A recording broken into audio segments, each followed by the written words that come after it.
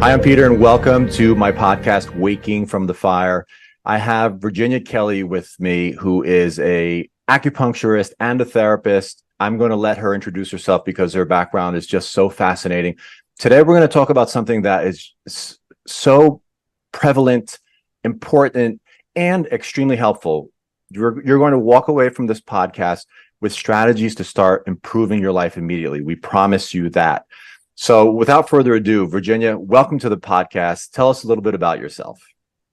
Thank you, Peter. I'm a certified psychotherapist, licensed acupuncturist, and I define myself as an energy healer and holistic coach because I take from different aspects of life, mysticism, and whatnot. And I like to treat the person as an integral system of body, mind, spirit. Thank you. I love that. And that's why we're talking today.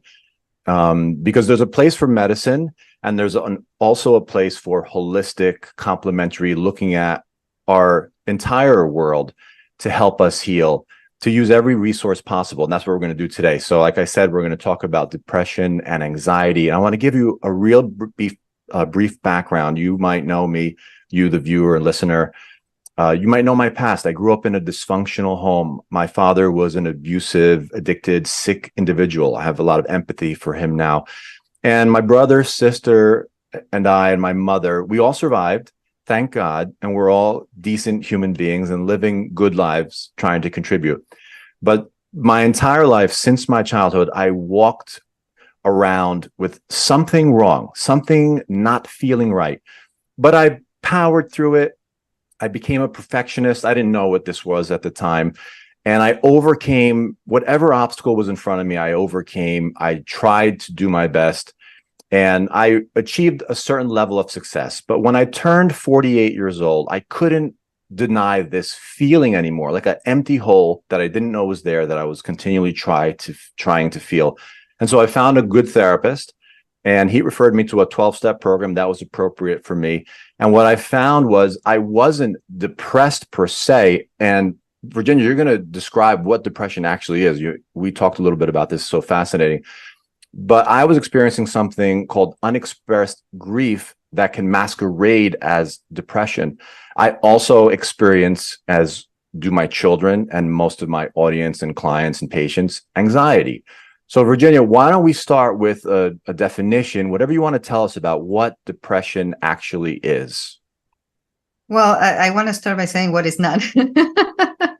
Like Fine. grief might sound and feel depressing, but it's not necessarily depression. Is sometimes the symptom is a healthy response to an unhealthy environment or stimuli, an appropriate affect. So depression is this very casual term thrown around to describe pretty much low energy. And yes, I bridge from Western psychotherapy to Eastern medicine, because if we look in the continuum of depression towards anxiety, and there's a whole spectrum in between, we can take it as a deficiency and as an excess of energy. Okay, so another thing that, for example, it happens very often, people throw around the term bipolar, which is the new term for manic depressive. But unless you have actual episodes of mania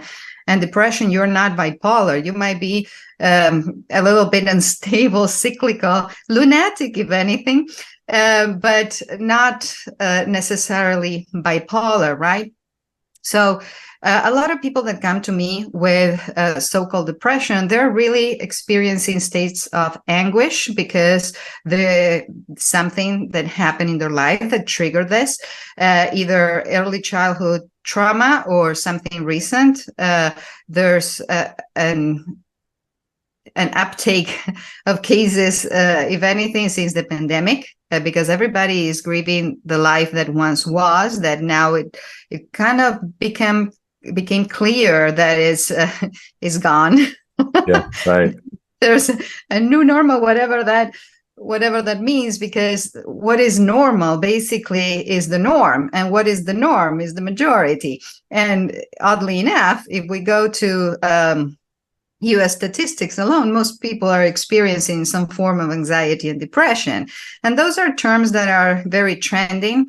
And they are broad terms that are the most recognized even by insurance coding, but that's another can of worms. And basically, the way I see anxiety and depression is a lot of times one triggers the other. There's a lot of people that they are anxious not to be depressed. So almost anxiety acts as a defense mechanisms against depression, and the other way around, because if you want to repress the anxiety, what you repress, you depress. And for example, cases of anger really are, or a lot of cases of depression or anger turns inwards that people repress and they don't express.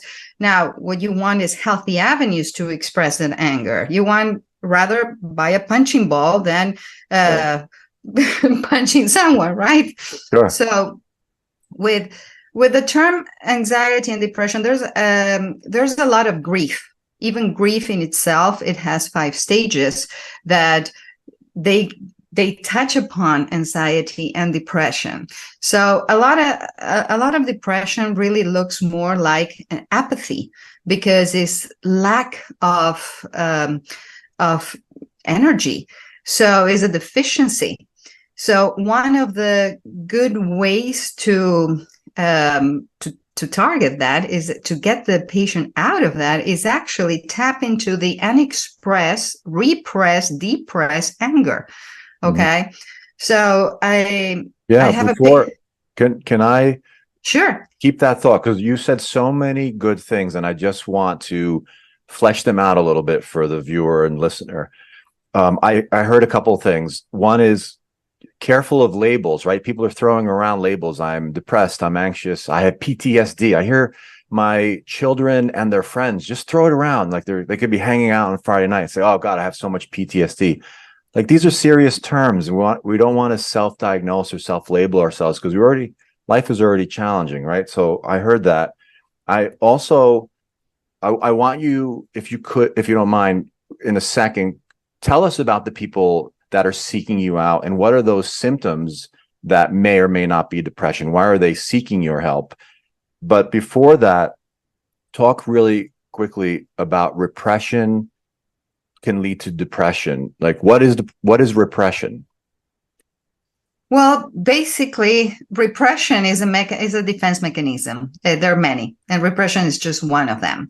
So, Freud, who was the father of psychoanalysis, and I would like later on to go into a little bit into Freud, because he was a great misunderstood body-mind healer, really. Right. And he said we're all repressed psychopaths. So thank God we're repressed. Hey, at least it's not just me or you, it's all of us. Who haven't killed someone in their mind, right? That is true. That is true. So the reptilian brain wants to act as an animal, but thank God we have a frontal cortex that knows better, right? Yeah, thank God. So would you say, so I grew up in this abusive home. There was trauma, and there was things that kids shouldn't experience. I realize that now. Would you say that my brother, sister, well, we'll talk about myself. Could I have repressed a lot of what I saw, a lot of what I felt, and then just plowed through life? And then you said what you repress, we depress. So talk about that a little bit. Well, when you are in a kind of life death situation or a survival system, and life death situations sometimes are interpreted as a one-time thing, but when it's pervasive and persistent in the home, where you don't have a safe place, that gets very ingrained. And we have the disown parts of the self and the acquired parts of the self. So basically, we are trained to be in a way or another that is convenient for our parents, so to be, or convenient for our survival in a case like that. So, for example, typical example, parents that fight a lot. and they have kids that they don't want to hear the fight. What they're going to develop? Ear infections. Okay. So suddenly the parents is like, let's see at the secondary gains. A, parents stop fighting. Mission accomplished. 2, oh, now you get their attention. Maybe they're fighting to attend you. Secondary gain. 3rd, you don't go to school. Maybe you get an extra candy, and that person is going to develop psychosomatic conditions or chronic conditions because it's an MO that served when they were young. Now, what they fail to realize, because it's an unconscious mechanism, is that when they're old, those conditions are no longer serving them because it doesn't help them not to go to work. It probably doesn't help them with their spouse. So yeah, how does that manifest then? Like what would that look like for me today? Well, you're not my patient, so I'm not going to analyze you. But you can, but okay.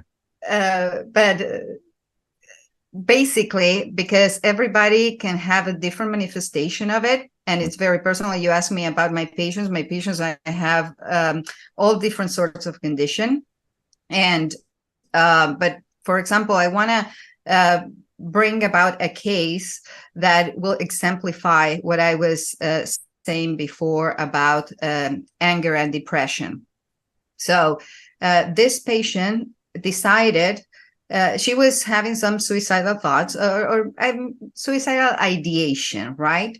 Right. And there's a difference, right? There's a difference. Just the difference it's more of a fantasy. The thought is more like you're planning on it. I mean, I don't want to categorize it too much because from the fantasy to the thought,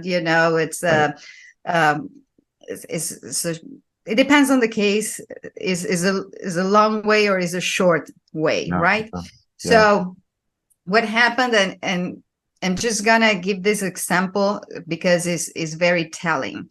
So she's having suicidal thoughts, and she texts. She doesn't call. She texts the suicidal hotline. And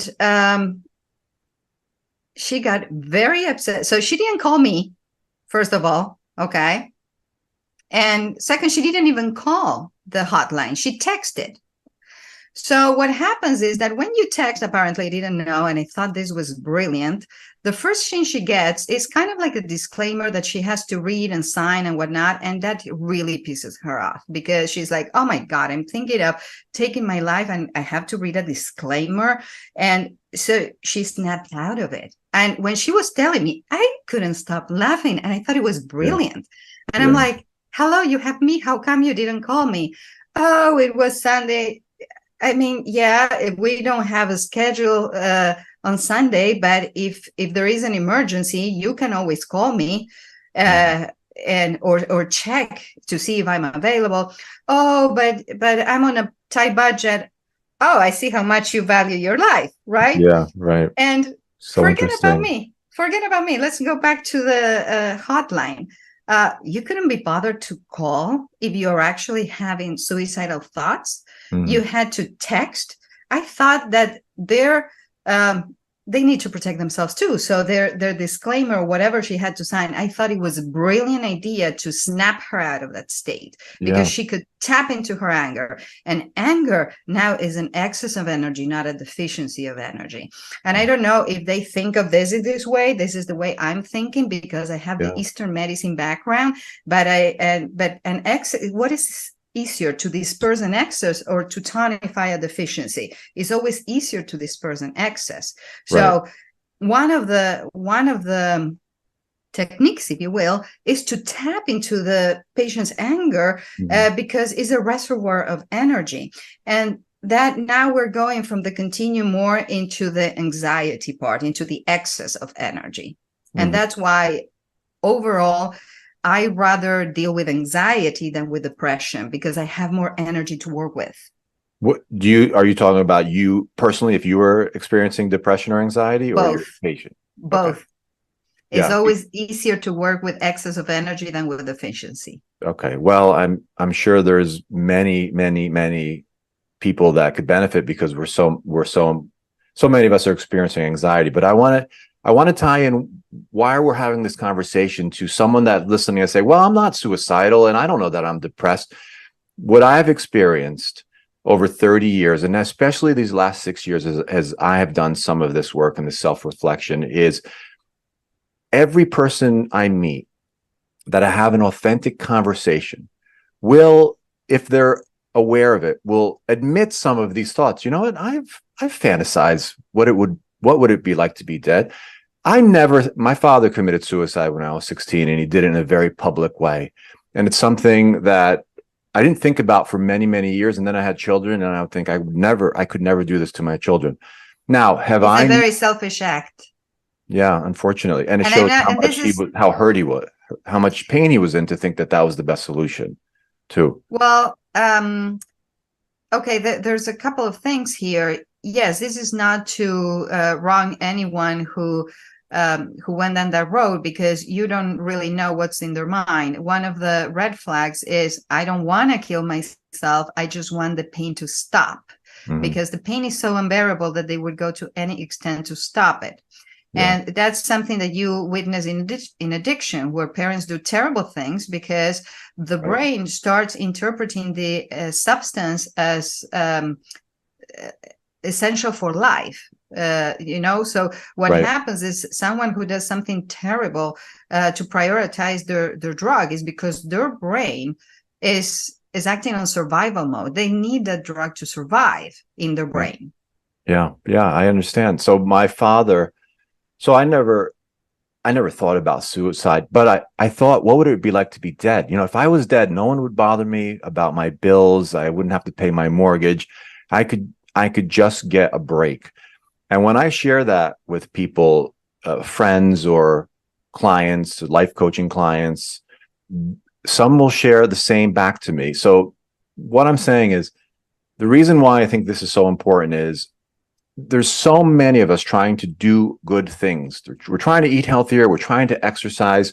We're trying to be more present for our children, for our families. We're trying to be better partners, but something is holding us back. So I think it's important for us to talk about these things that people are experiencing, that you, the listener, the viewer, may or may not be in tune with. And I'm not putting this on you, but you might be experiencing something like me, that, hey, there's something wrong, I don't know what it is. And listening to this podcast, finding a good therapist can maybe help you tap into, here is what's wrong. Maybe I'm just anxious. Maybe I am depressed. Maybe it's unexpressed grief. And seeing someone like you, Virginia, you could help a person connect to that, I assume, like my therapist did. Is that correct?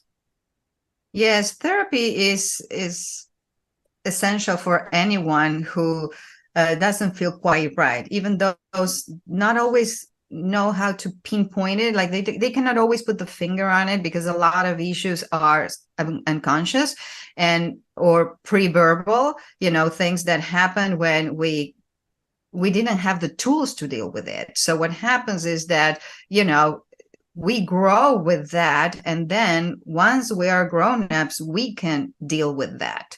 And life is a great opportunity to deal with that, because anyone who presses your buttons, anyone who triggers you, is opening a portal for you to go down that rabbit hole. But it's scary. Mm-hmm. Right, but I see it.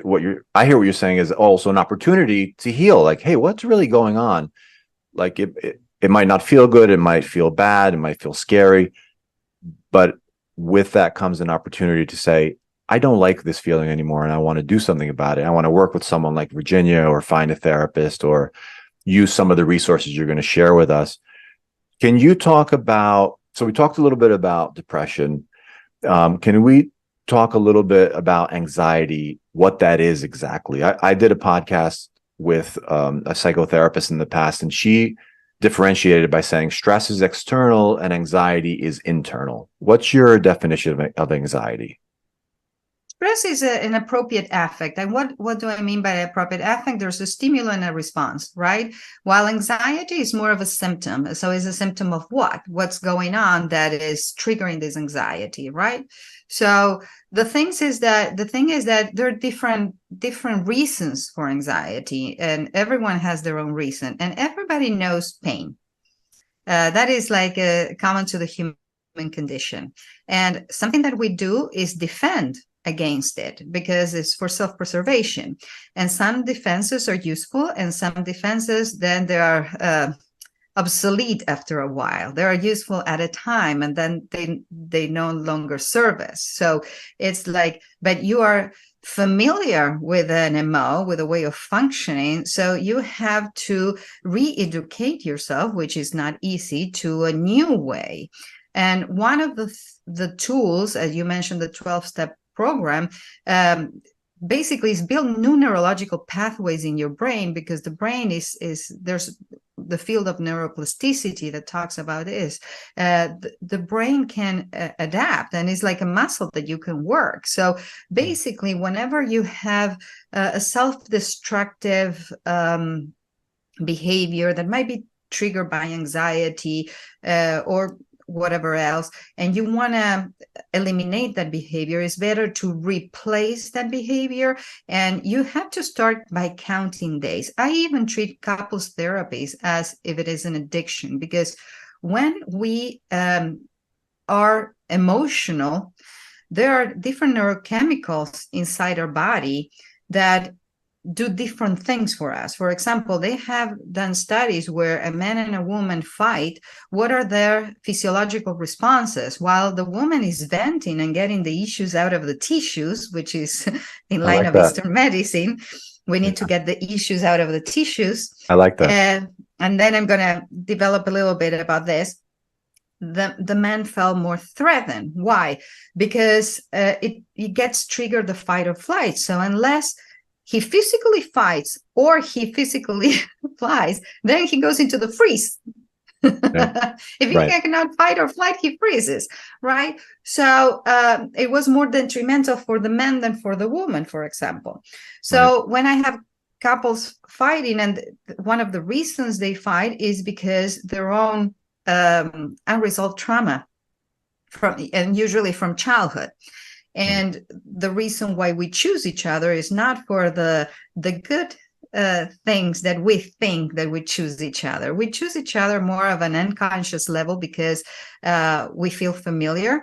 And usually that familiarity has to do with modus operandi that they were in our home, that we grew up, right, that are not resolved. So it goes and triggers the same places. So and Hendrix Harville wrote a wonderful book that is called Getting the Love You Want, and is about imagotherapy.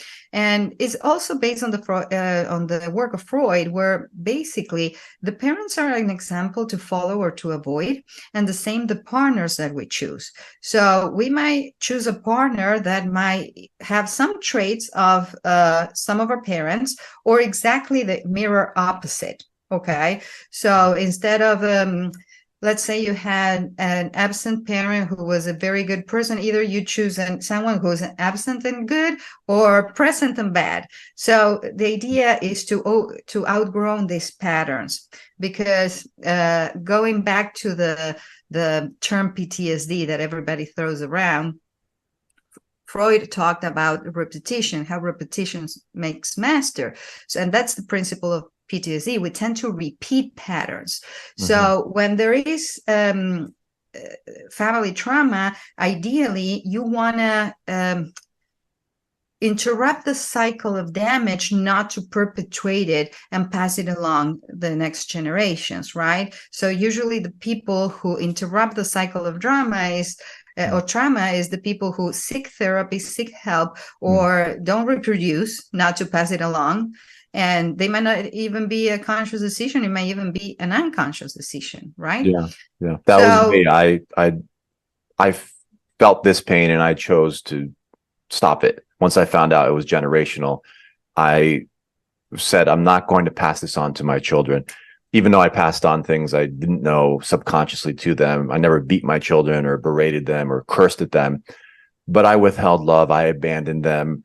By if they displeased me, I withheld my love, and that hurts a child just as much. But I hear what you're saying. I also want to say one other thing, because I don't want someone listening to this saying, "Oh my God, I chose my partner because of It reminded me of my crazy childhood, or someone in my family, a mother or father, that was abusive or addicted or acted a certain way.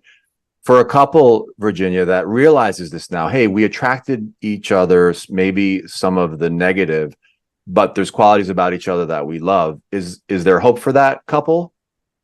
Not only is hope, that is the opportunity. We choose our own opportunities, and triggers are opportunities. Yeah, good point. So always, what I'm hearing you saying too is something Frank, my therapist, always said to me. There's always another way to look at something. So I could be triggered.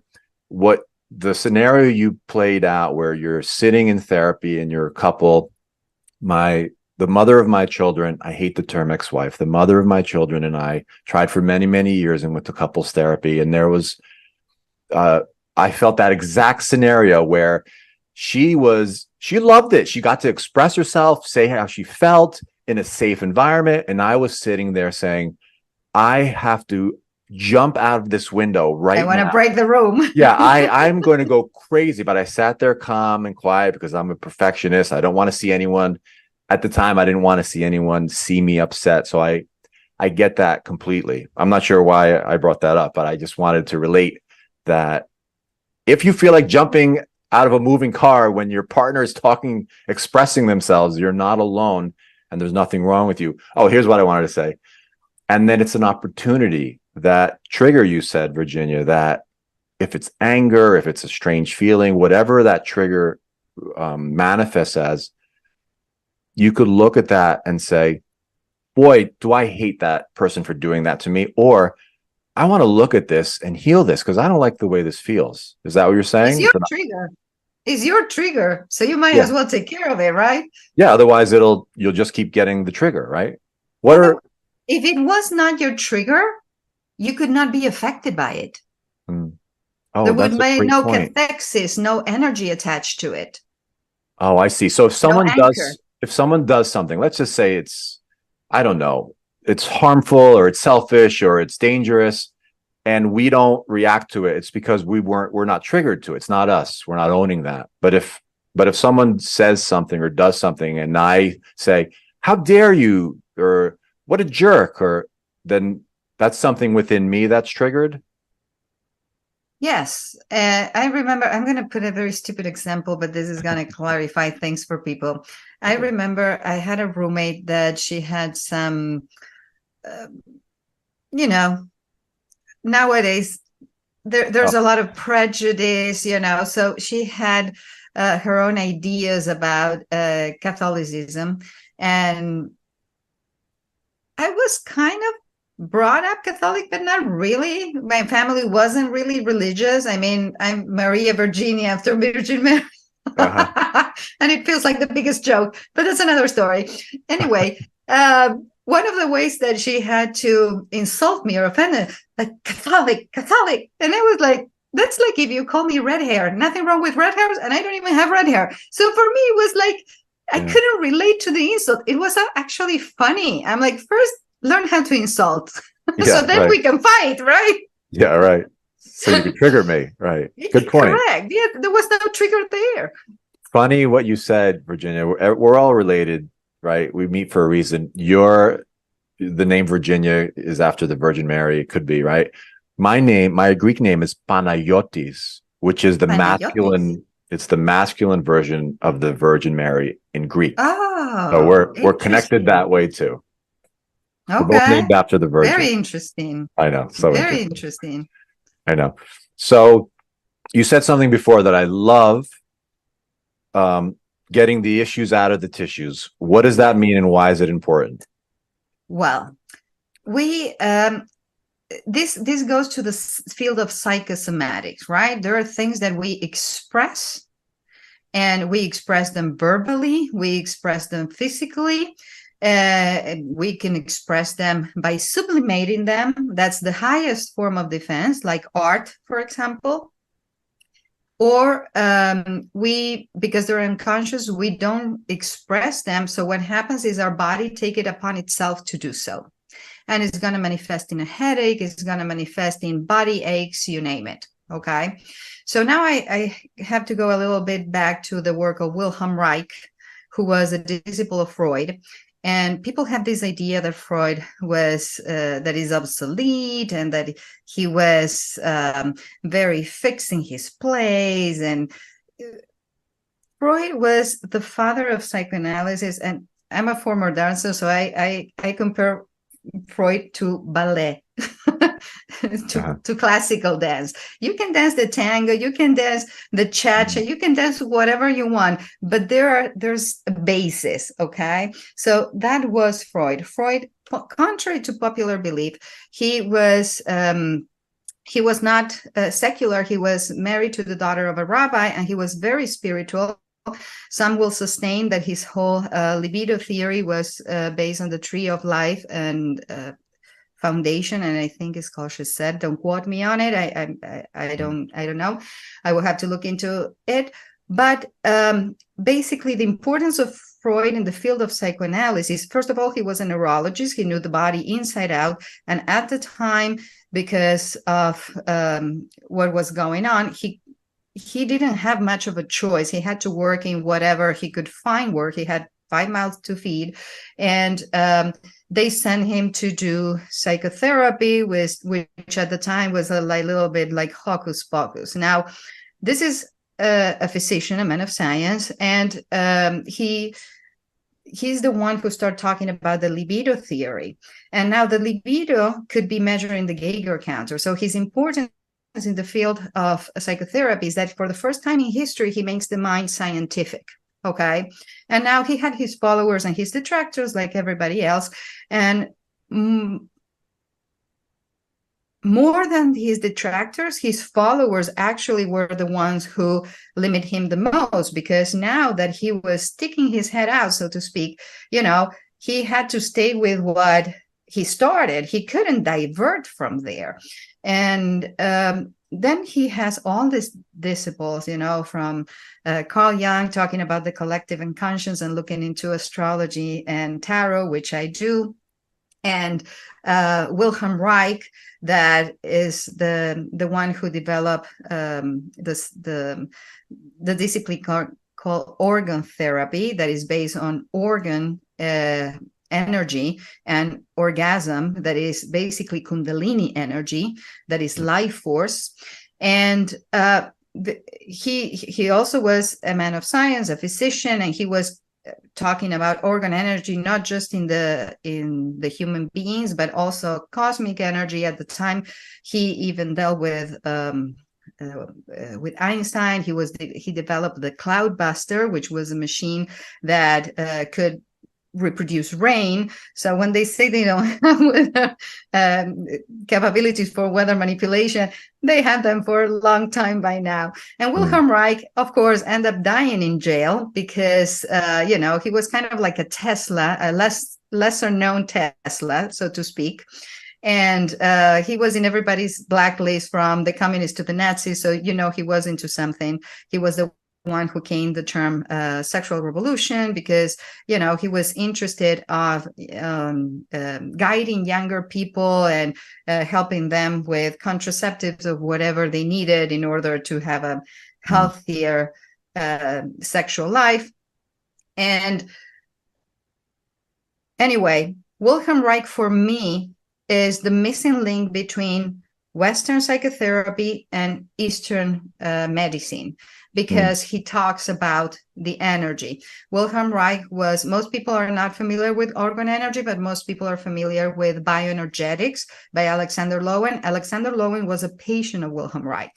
And they defamated Wilhelm Reich, and they threw a lot of things at him. He was studying the properties of the materials. He was developing organ boxes. He was treating disease as a deficiency of energy. So putting people in these boxes that would gather cosmic energy, and they would cure from cancer. So imagine how Is he the one where you got the issues out of the tissues from? Well, the issues out of the tissues, I think it's an expression that I came across in acupuncture school. But yes, basically that's it. He was talking about body yammering patterns. And in Tri-State College of Acupuncture, we were working with trigger point acupuncture, or dry needling technique, that is basically treating those those trigger points in the body that are a manifestation of psychological processes that we are not able to express, so our body takes it upon itself to do so. Yeah. Like And what? Like what, Virginia? Can you give us like an example? like you're trying to protect yourself, so Okay. you do the turtle head where Uh, you try to put the head yeah, right. You literally, yeah, under your shoulder, and then you're going to develop trigger points on the point GB21, for yeah, example. yeah, And it had happened to me in the past that I'm releasing a trigger point and I'm disarmoring someone, and this person breaks down and they start telling me how they were raped, for example. yeah. So It's incredible.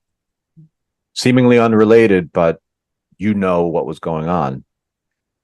That's why I love Virginia. That's why I love Eastern and Western medicine both, because Eastern explains so much of why some of the things we might do. I was trained in Western as a physical therapist.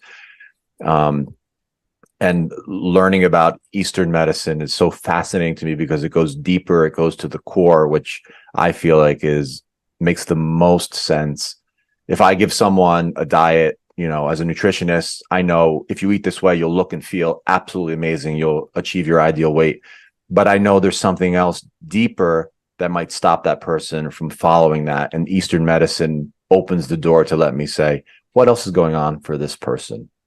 well, even if they follow your diet, if the person defend themselves against sexual abuse, they might hold on to weight because that's a barrier between the self and the other. So yeah, thank you for bringing that up. I had a client years ago who grew up in a rural area, I'll say, where it was very, very poor and depressed. She happened to be very smart. All of her friends, not all of them, but the majority of the females she knew, 16, 17, 18 years old, they got pregnant in high school, stayed in the town, never left, never went to college, and perpetuated a life similar to their own parents. She didn't want that. She was very bright. She wanted to get out. She wanted to go to New York City.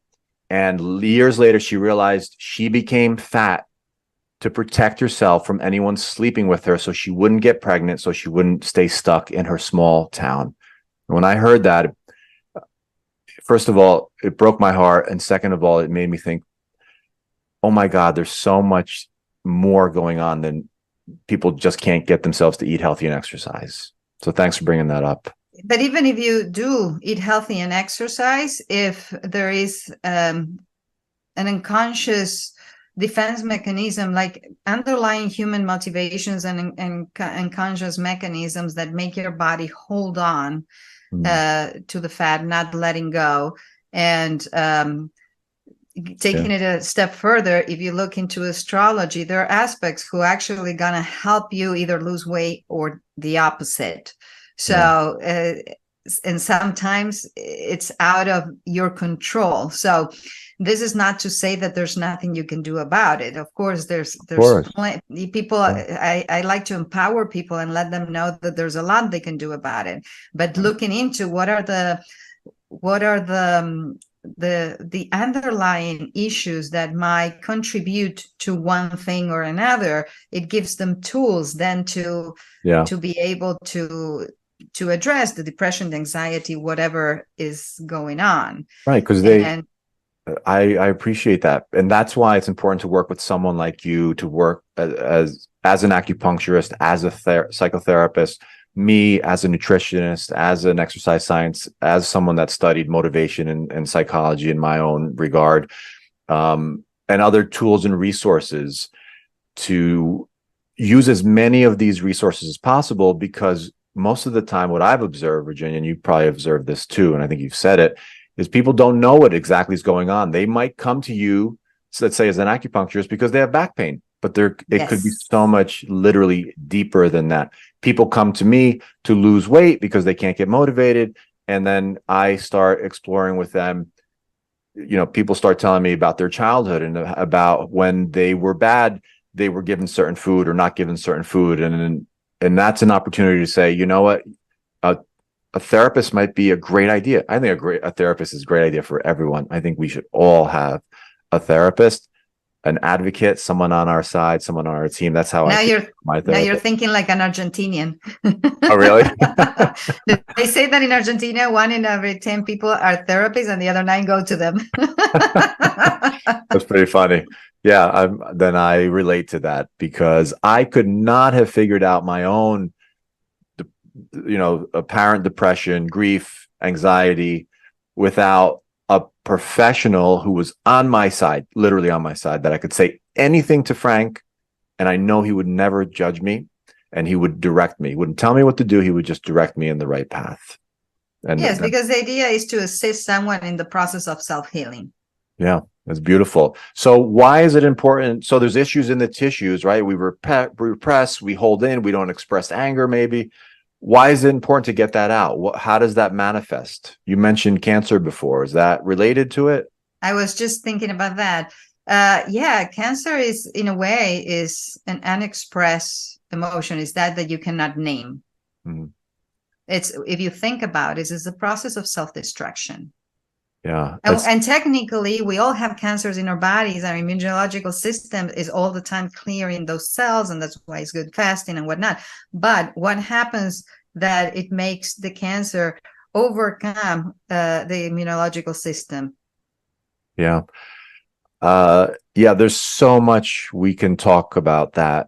It's so important to talk about. Maybe we'll do a part 2 podcast just talking about the importance of the immune system and supporting it, and not developing cancer or diabetes or heart disease or Alzheimer's or Parkinson's or all these autoimmune diseases that we now know are not genetic. The majority of them, like cancer, I think is, I don't know what research you've read, but I think I've read that cancers are 5% genetic and 95% we have unexpressed cancer genes, and whether we express them depends on our lifestyle, the way we live our lives, the stress that we have, how we eat, how we exercise, who we surround ourselves with, etc. Have you read that similar research? Well, my brother is a cancer survivor, and I work in the, I did an externship in the Presbyterian Hospital, and it was part of a Columbia study in the part of pediatrics oncology. And there were things that they were mind-blowing, both for better and for worse. Mm. And I came across this girl who had leukemia, and is one of the factors could be hereditary, and you would assume that that was her case because both her father and her mother had leukemia, and yet the type of leukemia that they had was unrelated. So that's when you have to suspect something environmental or something else, because it's like, what are the chances, if this is not hereditary, then what's going on here?